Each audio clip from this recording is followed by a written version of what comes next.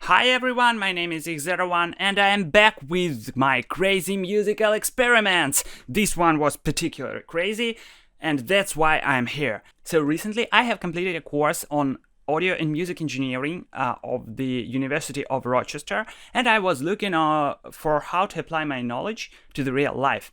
So I have thought a little bit and I found out that I really understand how a distortion pedal works and how I can create one on my own. Let's take a closer look at what I have done. If you feel that you are not good enough at electronics and you won't understand a thing even with my explanation, feel free to skip this part of the video and go to the demonstration section. Let's take a closer look on how the whole thing works. So on your guitar amplifier you usually have the pins called the FX chain. There are two pins, the send, I will just mark it as S, and the return. So usually we plug our pedals between these two pins. So we make an FX loop. If we take a look at this circuit, we have the V in and the V out pins. So we connect the send pin of the guitar amplifier to the V in, and we connect the return to the V out. So the whole circuit works like this. We take the signal from the FX chain, we process it somehow, and we get the result. Another option is to plug it directly to the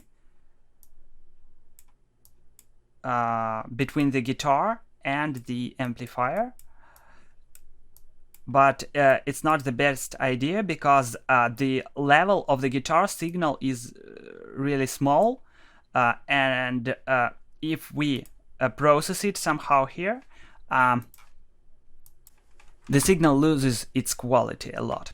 And if we process it in the FX chain, we have a larger signal here, and it is processed with more quality. So let's take a look at how the whole thing works. Here's the C1, C2, and the C6 capacitors. These are just DC current truncators. So if we have a signal that contains some part of the DC signal, these three just cut it out.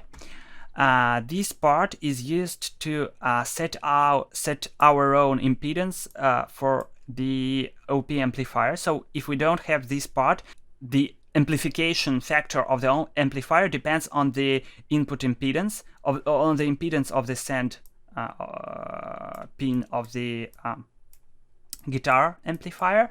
And if we have a thing like this in our circuit, we can be sure that the input impedance is 1 kilo ohm.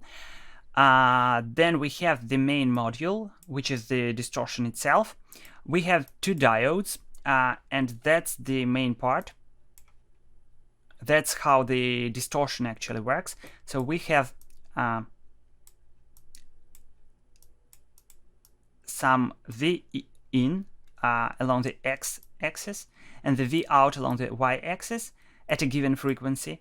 And if we get an unprocessed signal, it looks like this, just a straight linear dependency. And if we want to make a distorted signal, to make the distortion effect, we should include those two diodes in the opposite directions. And due to their non-linear characteristics, we get a curve that looks something like this. And it's actually the curve that characterizes the distortion sound. So the rest of the circuit is just voltage supply for the circuit.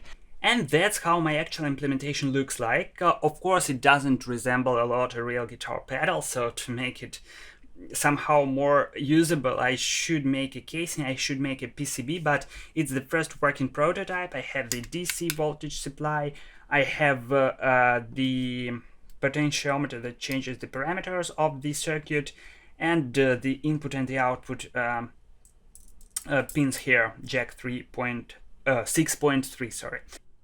And you know what is the most exciting thing about the whole project?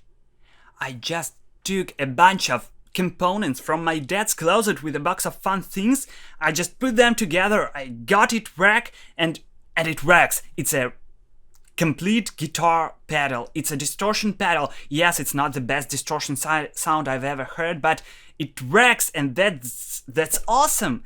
If you want me to go on with this project to create a complete guitar pedal with volume, tone, controls, etc., let me know in the comments section, and I will make a series of videos on these topics. And at this point, I would like you to put likes, to subscribe to my channel, and let's go on to some examples of how it actually sounds.